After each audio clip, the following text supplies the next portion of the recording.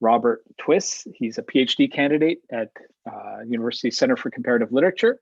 His dissertation explores how in the 18th century beliefs and ideas about indigenous peoples, which had reached Europe in texts written by colonial missionaries and explorers, were used for socio-political polemics by French and English satirists. Rob also works as a translator, and his research interests include translation theory and film. The title for his talk today, Savages and Sauvages, Amerindigenous Characters in French and English Colonial Satire. Before we get going, I'd like to acknowledge again Amelia's work in setting up this series, and also Jamie Quadros, who does the fantastic images for our posters. So, Rob, please take it away. Okay, thanks so much, Bob, and thank you to all of you for being here, for listening to what may be a bit of a long talk, but I'll try to keep it as quick as I can. So what I'm going to talk to you today about, obviously, is my dissertation work, which is about Amerindigenous characters in French and British prose satires in the 18th century.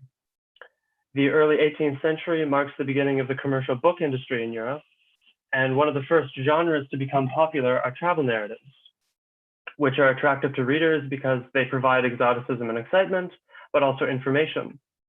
It was through travel narratives that European readers learned about the wider world. These travel narratives, along with other forms of writing such as treatises or compilations, are the ancestors of today's professionalized discipline of ethnography. So let's call them proto-ethnography. Of course, many of these proto-ethnographic books are about America and its indigenous peoples. A lot of knowledge about these subjects was created as a result of and in service to European powers' imperial ambitions and the evangelizing mission of the Catholic Church. And many people have been studying this non-fictional Euro-colonial literature for quite some time. We know a lot about, for instance, the different ways in which Amerindigenous peoples were portrayed and the way the knowledge about them was organized. What has been studied much less is how Amerindigenous people are portrayed and what roles they play in popular fiction. And the kind of popular fiction I'm particularly interested in, which features Amerindigenous characters, is satire. Because unlike proto-ethnographic travel narratives, satire has an explicitly normative ethos. It is a form of writing that foregrounds its reformative agenda, trying either to convince us or to affirm our existing convictions that certain habitual behaviors or social conventions are pernicious by ridiculing them. Satire thus creates what I invite you to think of as normative knowledge, knowledge of how the world should be, or at least how it should not be. More specifically, what I'm interested in is how the knowledge created through proto-ethnographic writing about America, knowledge about how the world is employed in the service of the polemical agendas of satirical texts seeking to create normative knowledge, knowledge of how the world should be. I therefore conceive of my project as a kind of literary analogy to the is-ought problem formulated by David Hume in 1739. The is-ought problem raises the question of the relationship between normative injunctions and statements of fact, specifically how the former can be derived from the latter. Hume complained of the seeming arbitrariness with which moral philosophers moved from descriptive propositions, is propositions, to normative ones, or ought propositions. In other words, what is the justification for basing a view of how the world should be, or should not be, the kind of views articulated in satire, on a view of how the world is, the kind of views articulated in proto-ethnographic writing? So now that I've set up this simplistic dichotomy between two kinds of texts, I am anxious to complicate it, because the last thing I want you to believe is that the texts written by missionaries and explorers from the 16th to the 18th century are some kind of transparent vehicle for disinterested knowledge. They are anything but that. The reason I insist on the term proto-ethnography instead of, say, ethnographic writing is to emphasize that these texts are organized around the economic, military, and missionary imperatives of the colonial enterprise, rather than, for instance, some idea of scientific objectivity or the production of knowledge for its own sake. Rather, as many scholars have observed, proto-ethnographic texts are always organized around some other goal more important than the production of knowledge. This means they are nearly always some form of propaganda and are often engaged in, for example, the religious polemics so important to the political machinations of Europe at the time. Similarly, the satires which mobilize and repeat depictions of Amerindigenous peoples inevitably end up being a source of information which will contribute to readers' view of how the world is, especially given that their polemical agendas are sometimes predicated on the reliability of their proto-ethnographic information. So it's not the case that I study the relationship between one is genre and one ought genre. Rather, questions of is and ought are germane to both forms of writing. It is only that one, proto-ethnography, presents itself as being about how the world is, while the other, satire, presents itself as being about how the world ought to be. What I have found by doing this research is that there is a constant tension between normative and descriptive knowledge, which the satires must struggle to reconcile. And in fact, on close inspection, they do not reconcile this tension. And the descriptive knowledge of proto-ethnography is always subordinated to the satire's polemical agenda. Nevertheless, the satirical fictions depicting Amerindigenous peoples often had more enduring literary success. And I think it's important to study these depictions, which played a role in shaping European attitudes towards other peoples during the first phase of European colonization.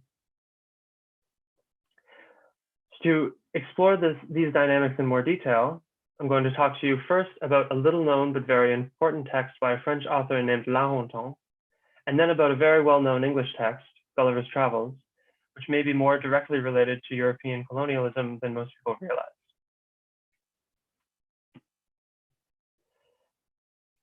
Louis Armand de Londars, Baron de la Hontan. This portrait may or may not be what he looked like, but there's some chance. I'm gonna sort of assume that you've never heard of this person, but in 1702 and 1703, he published 3 texts which were enormously popular and which were reprinted many times during the first half of the century and translated into English, German, and Dutch. At the time, they were one of Europe's most important sources of information about and representations of Indigenous North Americans. La Hontan was the son of a bankrupt minor nobleman who left France for Quebec when he was 17, probably as a volunteer cadet with the Marines. His military career took him to various parts of Northeastern America, but by 1693, he had fallen out with the governor of Newfoundland and fled to Europe. In 1702, La Hontan published 2 texts, his Nouveau Voyage de Monsieur le Baron de la Hontan dans l'Amérique septentrionale and his Mémoires de l'Amérique septentrionale. The Nouveau Voyage are a collection of letters addressed to an unnamed relative in France describing La Hontan's life and adventures in America. From these letters, we know that La Hontan often butted heads with the Jesuit missionaries who were the local religious authorities. The Mémoire, which is the text I'll talk more about today, the Mémoire described the geography, flora, and fauna of Canada, its colonial administration, and the interests France and England have in controlling and colonizing the territory. The final 9 chapters of the Mémoire, which make up more than half the text, consist in a manners and customs style treatise about the quote sauvage who live there. La Hontan writes about their buildings, their clothing, their religious beliefs and customs, domestic relationships, and activities like hunting, healing, and warfare. So this is a text which, unsurprisingly, has often been approached as an inventory of information, as a text containing knowledge about how the world is. In 1703, La Hontan published a 3rd volume of his works, which is mostly known for the satirical Dialogue Curieux. And here's the frontispiece for this text, which consists of fictionalized exchanges between a character bearing the name of the author, not to be confused with the author himself, and a Huron character named Adario. Now, I use the word Huron, which comes from the French language, instead of the word Wendat, which comes from the Wyandot language spoken by the people the French called Huron, because I wanted to be clear that what I'm talking about is a group of characters that exist in French literature, a group La Hontan in fact helped create, instead of human beings who lived in this part of the world in the late 17th century. I need to use terms like Huron, Sauvage, and Indian in my research because it is the knowledge and beliefs that these terms represent, and not the peoples they were supposed to represent, that is the object of my research. In the Dialogue Curieux, Laonton stages a series of 5 conversations about religion, law, happiness, medicine, and marriage. In each dialogue, Addario and the Laonton character discuss these topics, with each character arguing in favor of the form these things take in his own society. Early on, however, it becomes clear that the Laonton character primarily plays the role of the stooge, who strengthens his opponent's arguments by the weakness of his own. The text thus satirizes French and European culture by having the Laonton character precariously elevated, the better for Addario, representing the Amerindigenous alternative, to knock it down again. The Dialogue Curieux are thus a description of how the world, specifically the social world of France and Europe, ought to be and ought not to be. But there is extensive redundancy between Laonton's Dialogue Curieux and the final 9 chapters of the Memoir. In fact, all but one of the dialogue corresponds to a chapter in the Memoir, in that it takes up the same themes and often repeats the same information. Consequently, the Memoirs, which present themselves as a proto-ethnographic treatise, contain many moments of satire, and the more performatively and consistently satirical dialogues are presented as a proto-ethnographic text in their own right. In an introductory paratext to the dialogue, Laonton wrote that his motivation for publishing them was that his friends in England desired, I quote, a more ample relation of the manners and customs of those people to whom we have given the name of sauvage. He goes on to say that the text contains, quote, many things of interest about these peuples sauvages, which had never before been written. Everything about the framing of the text appeals to readers' curiosity about American peoples. Laonton himself observes in the preface to the 1705 reedition of his works that it is hard not to believe that our century's taste for this type of relation has contributed much to their happy success. Because the satire of European culture is articulated through Addario in the dialogues and through unnamed Huron interlocutors in the Memoir, Laonton's authority as an expert in Amerindigenous customs, his knowledge of how the world is, plays a very important rhetorical role in his satire about how the world ought to be. Laonton continually emphasizes Europeans' ignorance of the sauvage and his own familiarity with them, implying that his experiences in America and the knowledge of alternative social mores that he has acquired have given him a privileged perspective from which to critique French society. Laonton's Jesuit reviewers, whose order is harshly and extensively satirized in both texts, wrote that the author had articulated his own views in place of those of the Americans. That they did so shows that they were sensitive to the force that Laonton's proto-ethnographic authority could lend to his satire.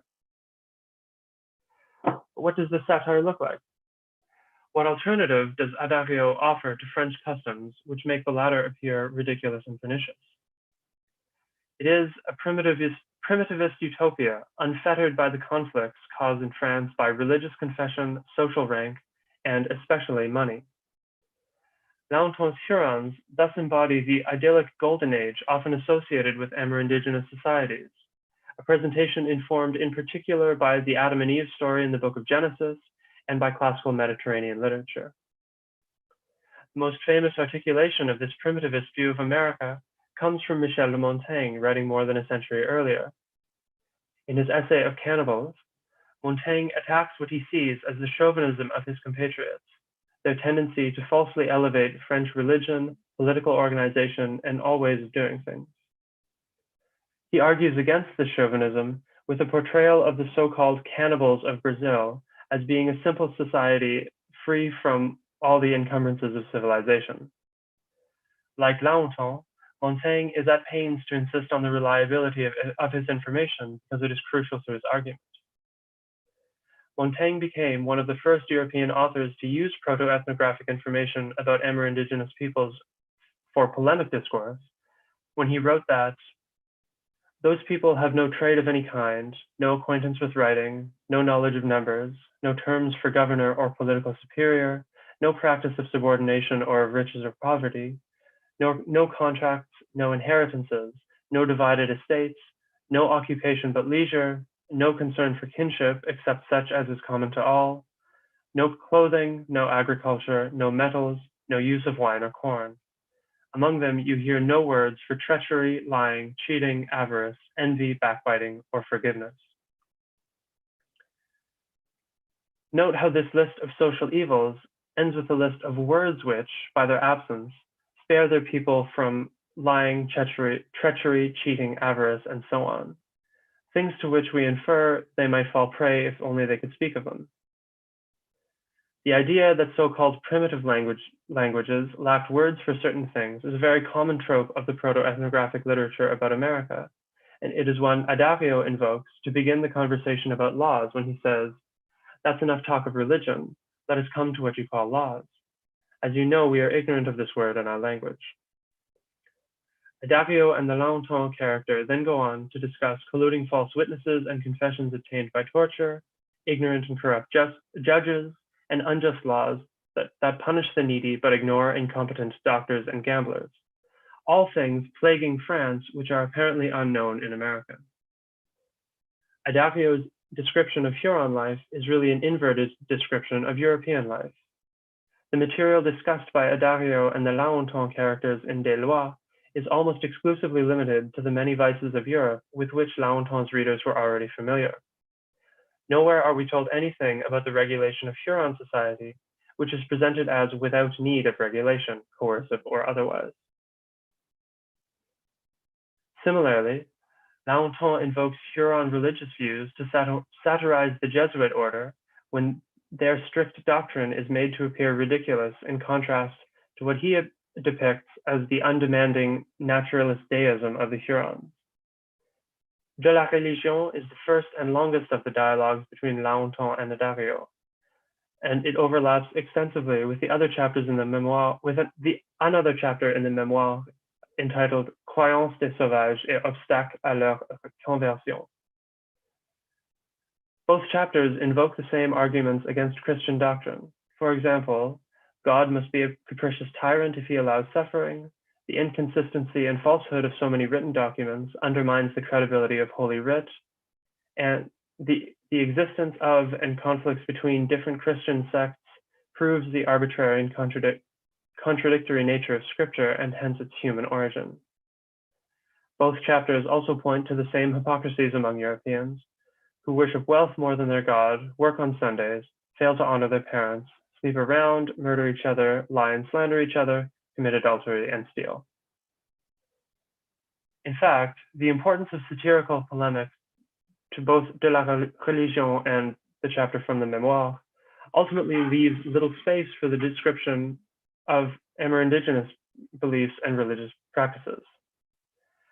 Both chapters, in the end, say much less about what the Sauvages do believe than about what they don't believe, namely Christian doctrine as expounded by the Jesuits, which is presented as absurd, pernicious, or both.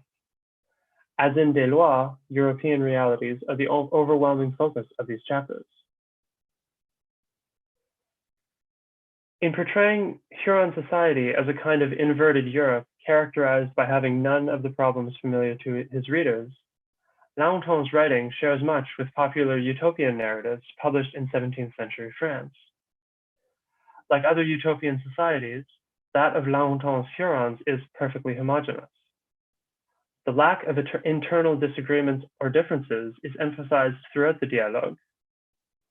This homogeneity goes hand in hand with the absence of conflicts over things like wealth, socio-political subordination, and religious denominations, which are said not to exist among them. But this utopian logic is at odds with Laonton's proto-ethnographic project of describing Amerindigenous life in positive terms. That is, telling his readers what they have and what they do, and not merely what they don't have and what they don't do. In the memoir, the heavily satirical chapter, which corresponds to the dialogue on religion, is followed by another one entitled Adoration des Sauvages, or Activities of Worship of the Sauvages. This chapter, which is significantly shorter than the preceding one, discusses the meanings of terms connected with Amerindigenous spirituality and describes sacrificial ceremonies. It includes an example of a speech that might be pronounced at such a ceremony and tells us that some such discourses are given by women and others by men, and that the sacrifices and dances do not occur at preordained times. That is to say, nearly all of the information in this chapter pertains directly and exclusively to amerindigenous practices that we might call religious, but none of it appears in the satirical dialogue de la religion. Europeans are almost unmentioned in this chapter, which therefore contains no satirical normative implications because it is too busy providing knowledge about how the world is. Significantly, the memoir ends with a relativist conclusion about amerindigenous nations, in which the diversity of customs among them is likened to that which obtains among different European nations, a conclusion that is utterly at odds both with the utopian homogeneity ascribed to the Hurons elsewhere and Laonton's strategy of dialectic contrast in the back and forth between the Laonton character and Adagio. However much Laonton's literary artifice works to imbricate his proto-ethnographic authority into his satirical project, the two forms remain separate and in continual tension throughout his text. Now, Adagio, as the personification of a primitivist alternative to the various socio-political hierarchies of Europe, sets the tone in so many ways for later satirical sauvage in French literature. But what is happening in England? In general, first of all, there are far fewer amerindigenous characters in English fiction than in French fiction from this period. There is one text which has been enduringly popular since its publication in 1726, which, although it contains no explicitly amerindigenous characters, draws heavily on both the form and content of proto-ethnographic travel literature about America in order to satirize Britain. And this is the text we know by the title Gulliver's Travels by Jonathan Swift. In Gulliver's Travels, Gulliver relates his accidental discoveries of lands populated by fantastic yet familiar inhabitants. In his magnum opus, Swift parodies proto-ethnographic travel narratives in order to satirize the same readers who so eagerly consumed these texts. Either Gulliver's interlocutors mirror the English in their vice and folly, or their horrified reactions to his descriptions of life in England occasion the same kind of objectivizing condemnation by a dispassionate outsider that Laonton's Hurons provide. Swift's satire reproduces many of the formal features of proto-ethnographic literature, recognizable to his readers as the marks of a text that will teach them about how the world is. Gulliver organizes his accounts of the Lilliputians, Brobdingnagians, Laputans, Houyhnhnms, and Yahoos around the familiar categories of proto-ethnographic description, such as religion, governments, and domestic relations, through which Europeans constructed their knowledge of the foreign peoples they were colonizing. He also insists again and again on his sincerity, on his reliability as an eyewitness, and that he has no motive for publishing his story other than, quote, to make men wiser and better, and to improve their minds by the bad as well as the good example of what they deliver concerning foreign places. Such claims are made almost as a matter of course by travelers, anxious to preempt the suspicion with which their works and reports were often viewed at the time. But unlike Laonton, Swift is only parodying the form in order to satirize the proto-ethnographic knowledge-producing practices of Europe. While Gulliver is performing these practices, Swift is dropping hints that we should take his performance with a grain of salt.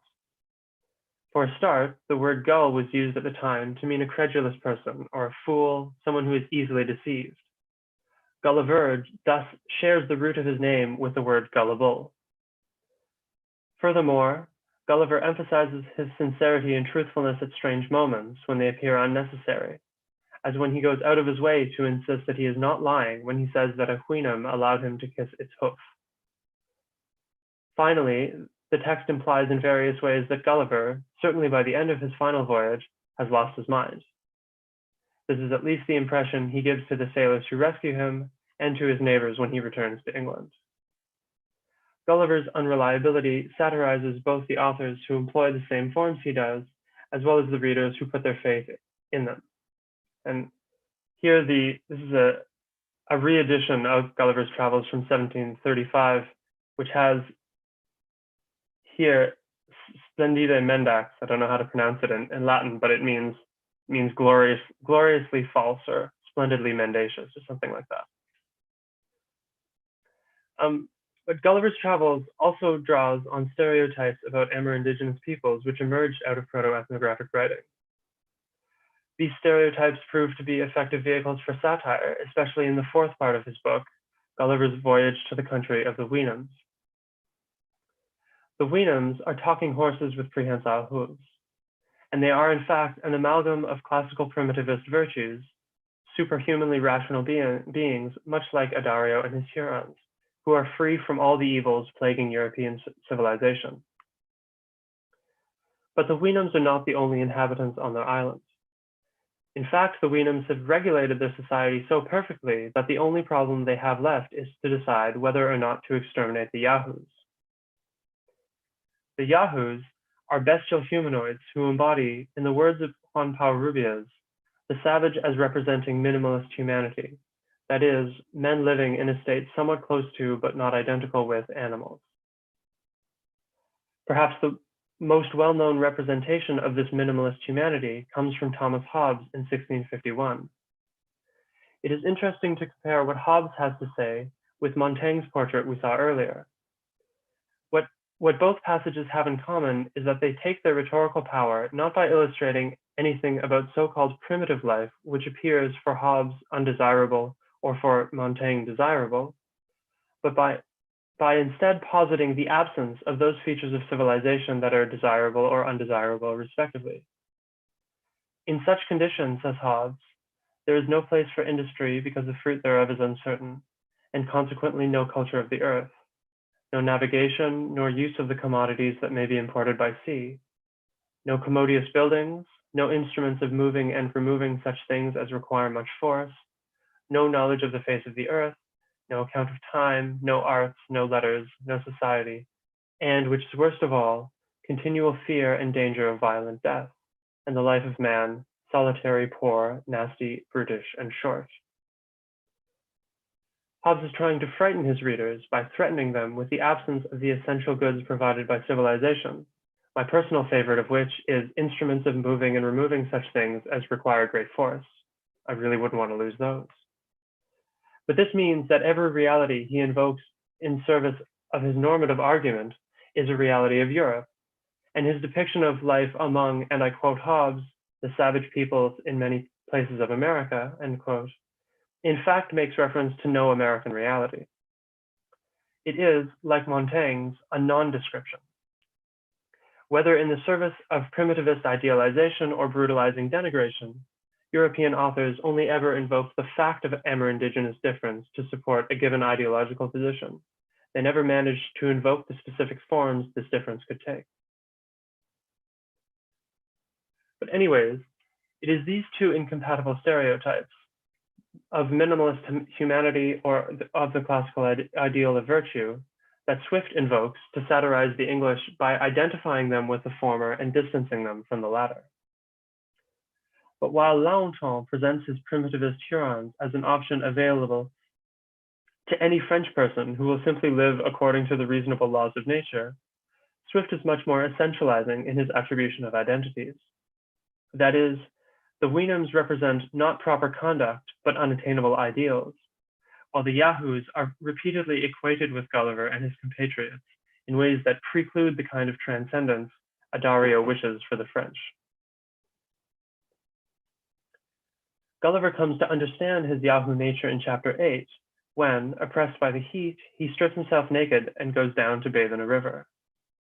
A young female Yahoo, he tells us, observes him and, to his horror, comes running to embrace him, inflamed by desire.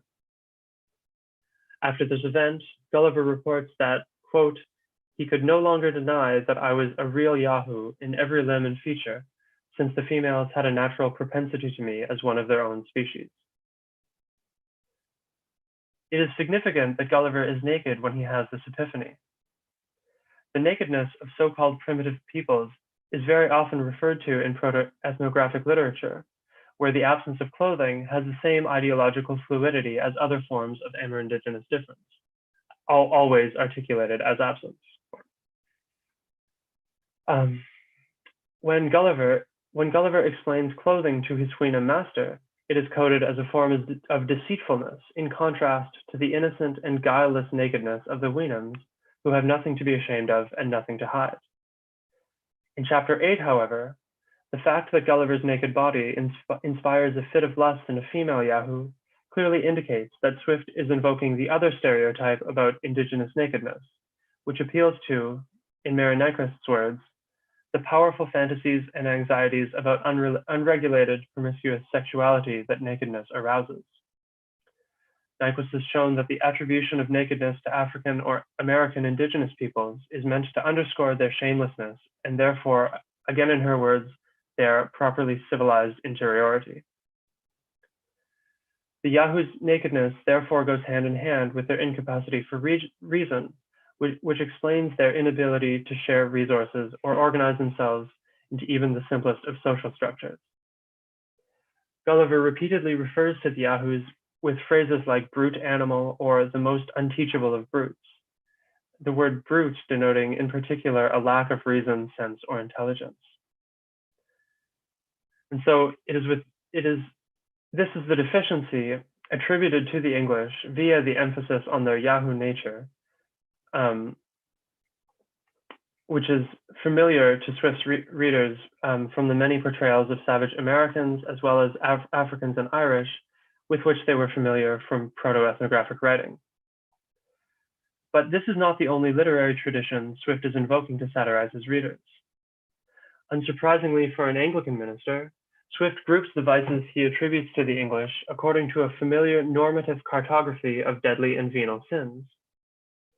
In the example above, the Yahoo's absence of clothing, shame, and civilized interiority is connected to their lustfulness.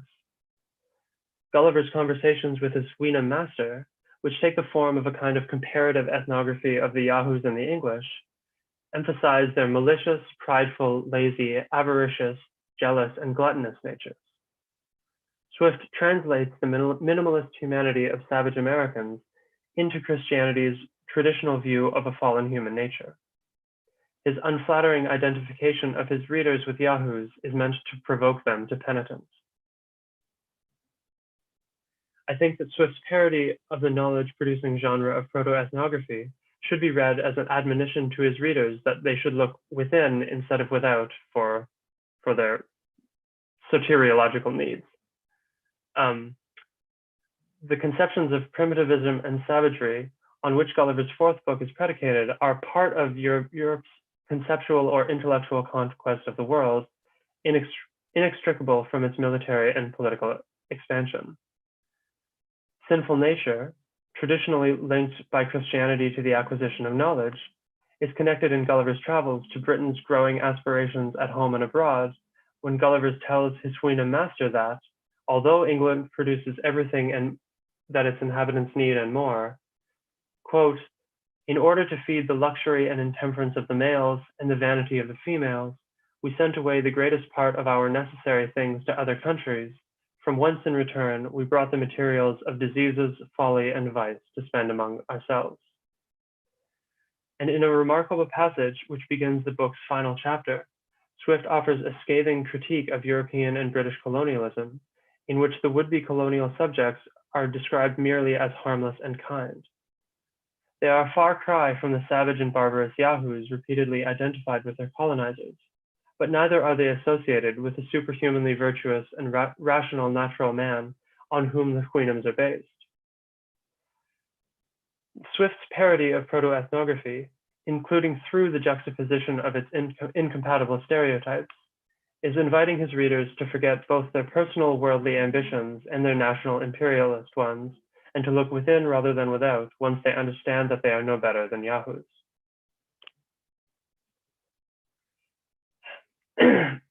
Mary Louise Pratt, in her landmark study of European travel writing in the late 18th and 19th centuries, coins the term anti-conquest to refer to, quoting her, the strategies of representation whereby European bourgeois subjects seek to secure their innocence in the same moment as they assert European hegemony. She shows how the anti-conquest is accomplished via the passively possessive gaze of the European observer and the erasure, in written descriptions of foreign countries, of the indigenous peoples that live there.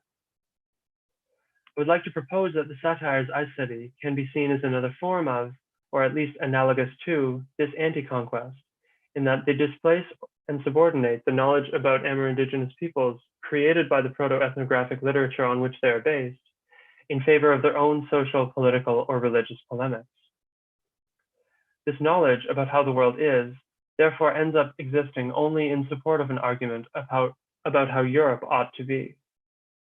And while proto-ethnographic literature was a form of popular literature at the beginning of the 18th century, texts like La Hontan's Dialogue Curieux and Gulliver's Travels have had a much more enduring literary influence.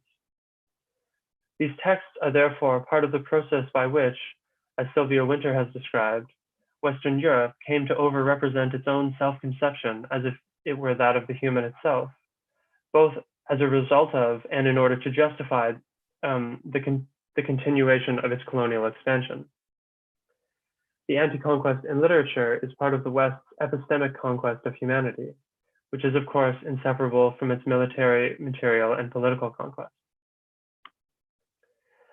But, and I'll leave you with this, if European satirists never managed to truly base their critiques of European social ills in anything they had learned about America, it may only be evidence of the intractability of Hume's is-ought problem.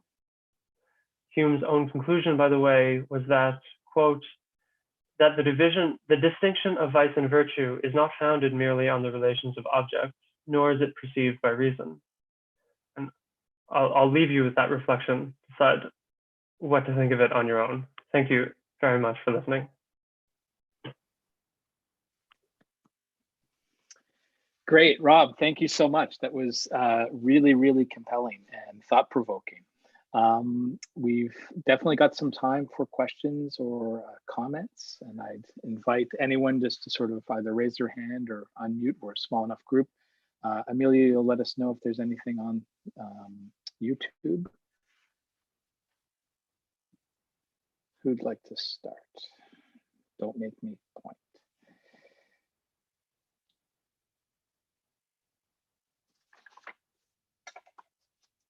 Mary, thank you. It's got to unmute there, Mary, sorry.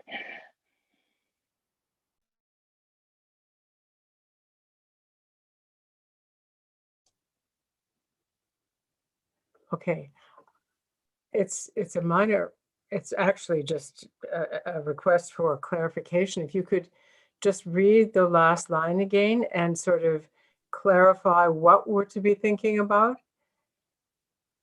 Oh, the very end. Mm-hmm. Oh, it's just what Hume has to say about his is an ought problem. Which, thanks Ben for, let me find the line. The distinction of vice and virtue is not founded merely on the relations of objects, nor is it perceived by reason.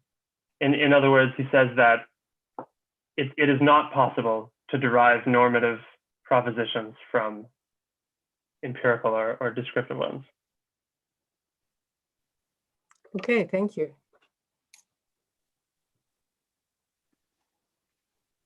Anyone else?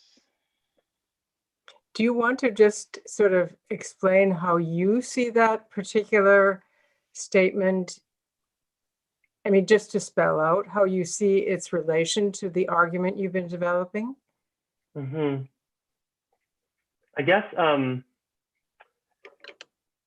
that's a pretty obvious question that I should have a ready answer to, but I suppose part of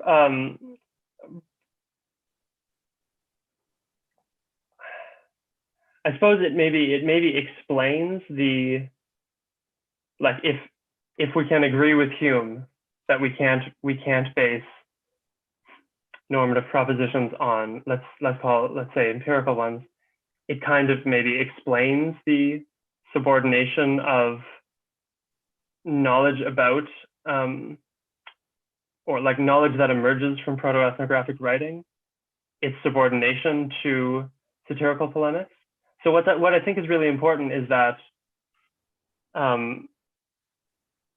Europeans reading about indigenous American peoples and others in this literature are reading about them only insofar as they pertain to concerns that are relevant to Europe.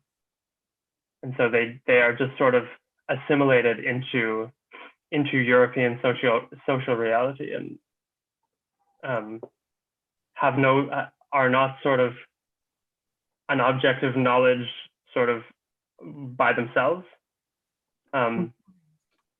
which could seem, in a way, I suppose, like an inevitable consequence if satire, which is obviously not the only form of popular literature in which indigenous Americans are represented, but if satire is about normative propositions, then perhaps it can't actually ground itself in a discourse like proto-ethnography in the way it appears to do in the satires I work on. That's very interesting, and it's a really clear articulation of both a theoretical framework for what you're doing and also of a way of understanding these texts. It's great. Thanks. Anyone? Thank you for inviting me to make that articulation for the first time now that the talk is done. Any other comments or questions? Or requests for Rob to continue to work on the spot? I have a question. Roxanne, thank you for coming, Roxanne. Yeah, it's good to see you. Thank you so much for sharing your work. It's really fascinating. You know, I have common interests, so that's partly why I think it's so fascinating. My question for you is, I was really interested in like how you talked so much about how difference, or like the constructions of difference, are important to uses of like descriptions of Amerindian people in these literatures. Have you ever encountered the use of sameness or like drawing similarities between like English people and Indigenous people to kind of do this sort of normative work? My context for this is I see this a lot in like missionary writing. So it's like important to draw these similarities in order to be like, oh, Indigenous people are capable of improvement or that sort of thing. And I was just wondering if you find it in your texts as well. Yes, but less frequently than the contrast, I would say. I mean, there is sort of the implication of Gulliver's Travels, of the Yahoos in Gulliver's Travels, is that the English are like like minimally humanist views of Americans and others. There is one other text in particular, Sonontuan, in which the English and the Europeans are continually compared to Indians, is the term that is used, and the sort of the foibles of the Indians reflect on the foibles of the English. But does that maybe not answer your question? Were you asking more about like missionary literature that I read, No, or more in the popular satires? More in like what you were talking about today. Yeah. But it kind of sounds like from what you're saying, it's like used to denigrate English conduct again. Yeah, it is. Okay. Thanks. Great, thanks, Roxanne. Thank you. Anyone else?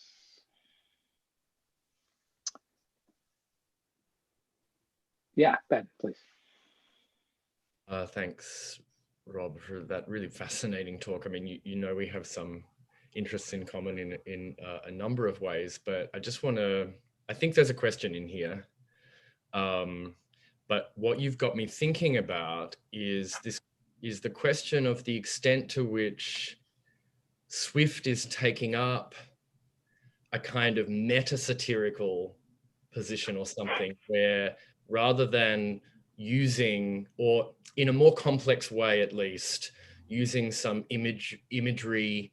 And I really liked this distinction you made between what it means to do research on images of Amerindian people versus actual ethnographic research.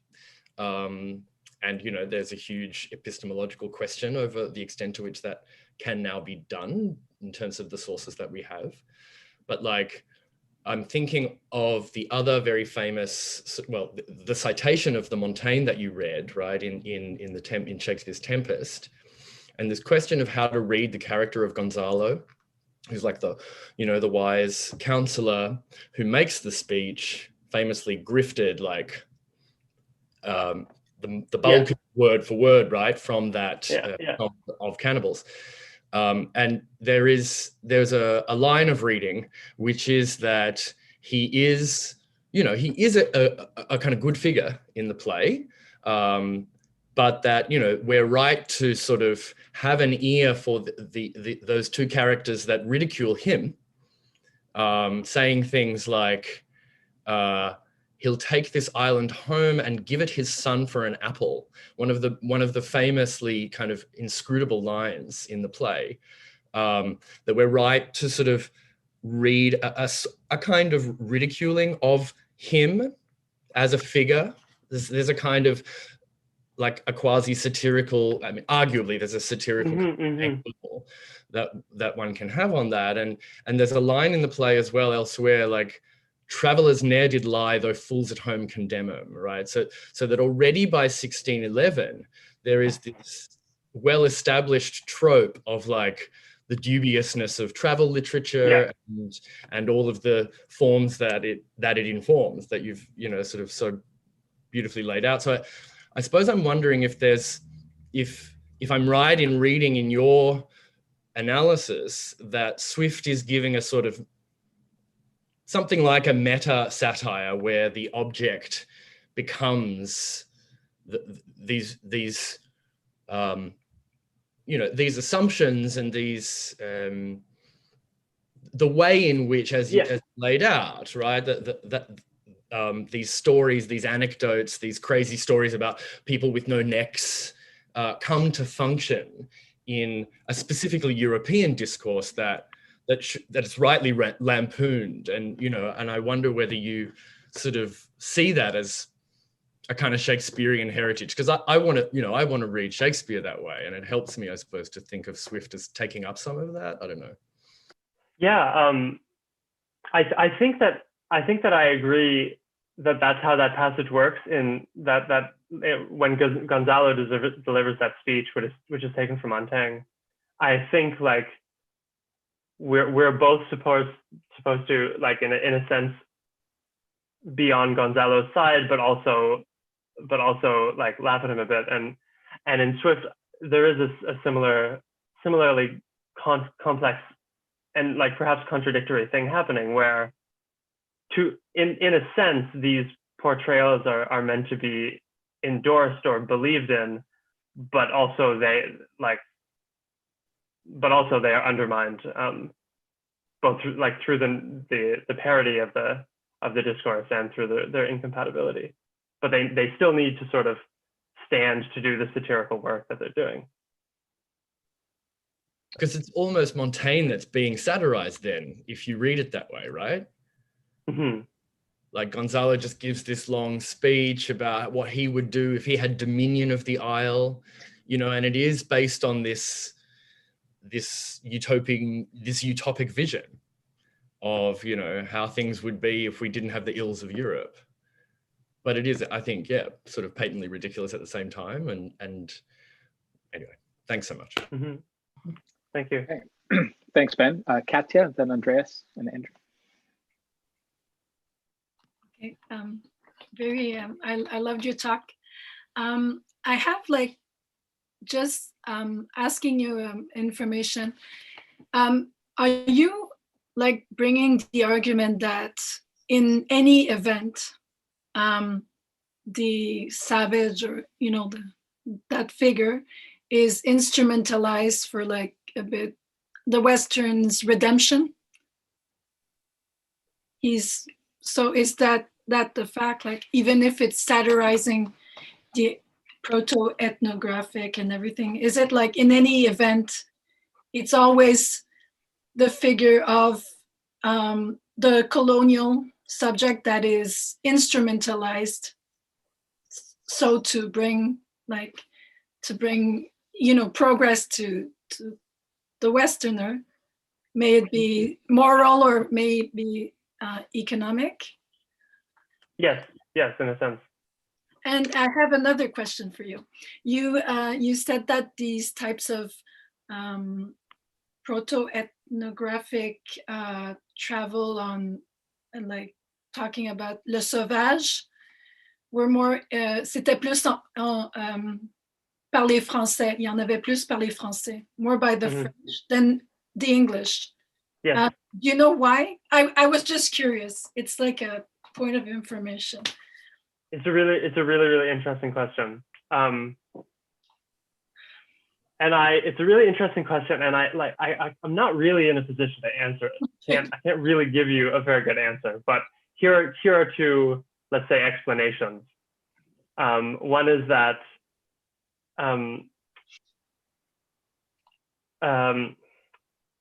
so one has to do with France being a Catholic country and England being a Protestant country, and the Catholic Church being much more invested in evangelization and missionary activities, particularly the Jesuit order. Yeah.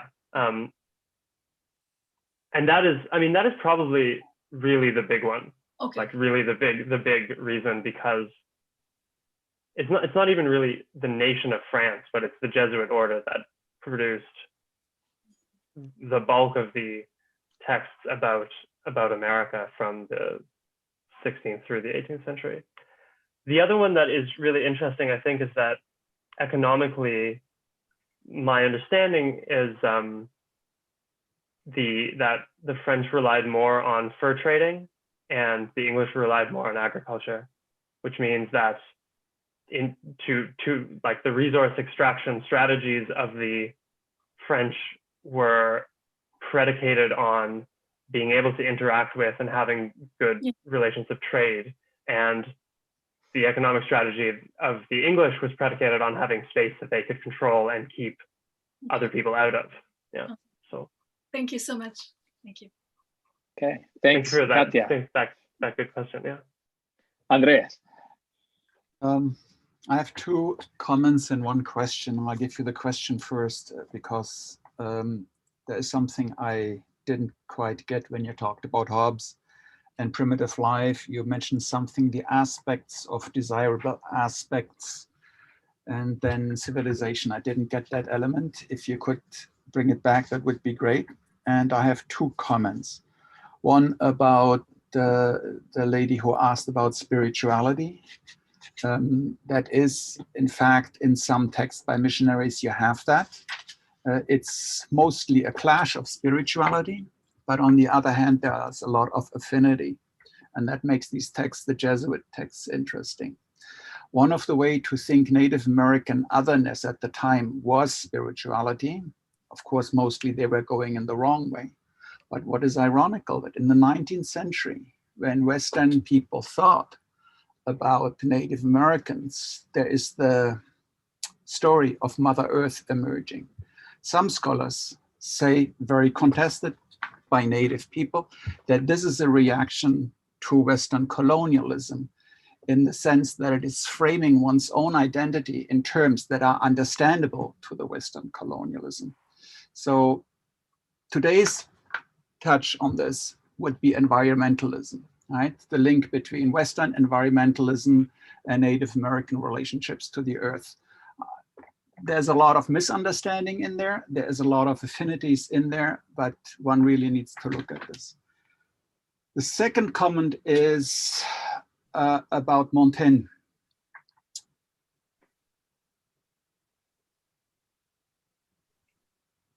Every single time we talk about Montaigne, we have to keep in mind that the dominant mode is scepticism. His essays are about self-writing, and it is a search for truth and for an epistemology. But Montaigne knows that he doesn't get there. That would underline the play element that you have stressed in all of your texts. These are anti-conquest texts in the sense that they all play with an alternative way to see a reality. And when you talk about Montaigne, you have to be careful to separate people who interpret Montaigne from what Montaigne wrote. And if you bracket it, it would go more in the scepticism. So I would not go like Ben said, you know, Gonzalez is this and this and this. I would rather then say Gonzalez misread Montaigne. So we have to be very, very careful when we work with Montaigne. And just to remind you, what I stress when I teach Montaigne is his concern about exactly the cannibalism, and the coach essay is that he stresses the uncertainty of epistemology. He discusses his sources, and he wants a normal man as a source, preferably to a so-called learned man who just wants to produce himself. So before I produce myself any further, shut up. Thank you for that. Yes, it is important to keep in mind. Your question about Hobbes, I think it is. I think what I had to say was, and I think that this sentence is a bit convoluted. Simply that what Hobbes gives a list of Hobbes gives a list of features of civilization, desirable features of civilization that are purportedly absent, instead of a list of things that are present outside of civilization. That's enough. Okay, Andrew, please. Thank you very much, Rob. That was a lot of fun. I'm glad I got to see that, and I have kind of a it's good to see you. Just a relatively straightforward, simple question. Just in terms of Pratt's discussion of anti-conquest, I love the term. I love highlighting it, talking about it. But I'm just wondering how you see it fitting in with the study that you're doing. You know, the work that it's doing, either in the sources that the satires are drawing on or in the satires themselves. Just, I was kind of wondering how it connects into the larger argument. Yeah, well, I'm really like trying that out for the first time with this talk. So maybe you can tell me if you think it's too much of a stretch. But so the erasure is a big part of Pratt's anti-conquest. Yeah, just the simple non-appearance of people in descriptions of places. And what I feel is analogous is the sort of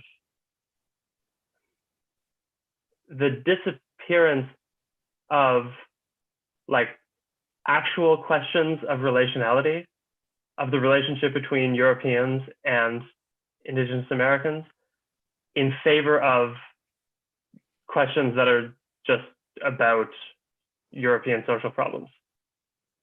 And so they really end up being like the characters depicted in the text that I study are really emptied of everything, of every like specific form of difference that is not really just some way in which they reflect the European social preoccupations of the authors. So it's like a similar kind of erasure that I am trying to appeal to here. I see some very cautious head nodding, so this will be something I'll have to work on. No, I mean the head nodding is because it's not. So when I read the Pratt, I focus on the absence of guilt, so that I'm, the anti-conquest is about conquering without the guilt that comes from conquest. Yeah. And so right. Focusing on the erasure is a different way, a reading a different part of it. So I like that a lot. Thank you. Yeah. Well, thank you for that. I'll think about the guilt, because that does obviously that does obviously also play into it, yeah. And Rob, maybe we can get you to respond to one last question, which is in the chat. John Duncan says, you begin with Hume, but focus on ethnography and satire. It's difficult not to think of Rousseau's Second Discourse as a relevant philosophical text here, no? Also, the use of other cultures in this sort of literature exceeds Amerindians, for example, Montesquieu's Persian Letters, which may be important. It is important. Yes, it exceeds Amerindians. So as for Rousseau, I guess yes, Rousseau's Second Discourse is like the text that most obviously comes to mind. But it's also, it's quite a bit later than the text I'm writing about. Doesn't really inform them. These are texts we might use to better understand Rousseau, but that's not really my project. And then the Persians and the others. So in France, especially, like there are quite a few. So Montesquieu's text, the Persian Letters, is imitated many times. One of these imitations are the Lettres d'une. I only remember the English translation, Letters of a Peruvian Princess, but that's wrong. Is it just Lettres d'une Péruvienne? I think that's it. There are Lettres Portugaises, there are Lettres Juifs. And this sort of genre of letters written by X is very popular, like especially in France. In France, this sort of literary trope of the foreign observer seems to be used quite a bit more than in English. It is interesting. And the other thing that I really sort of glossed over is the extent to which especially the sort of Hobbesian minimalist humanity trope is really a wash. It's not just Amerindigenous peoples, but also especially Africans and the Irish that all share these traditional characteristics. And I think it's interesting. I think it's the question of the Irish is especially interesting because it means that the English had this, like they already had a template for primitive peoples that they would colonize. They already had this sort of discursive game set up when America was discovered and when the empire starts to expand. Great. Andreas. Yeah. The English had a template. The French had a template. Even the Germans had a template. They were just short on empire. The template comes from antiquity. So we all have our unconscious. But then what is happening with globalization, that the template is actually produced as a template. And the template that is produced here is the same for all the texts, and it is global. So the Western self identifies as having things which all the others do not have. Hence, they are primitive and I'm civilized. That's as simple as that, the basic paradigm. And by posing that Western civilization is now the cutting edge, whereas once it has been Eastern civilization or whatever else, that's the foundation of the Western paradigm of supremacy, right? And that's what we have to deal with today, and that's what we have to undo.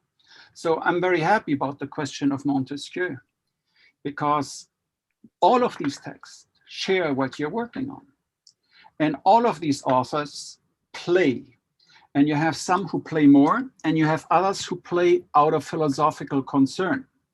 Rousseau plays out of philosophical concern. Rousseau knows that primitivism is a fiction. He knows that society has always been the way it is, but he tries to think the origin in order to identify the mistakes.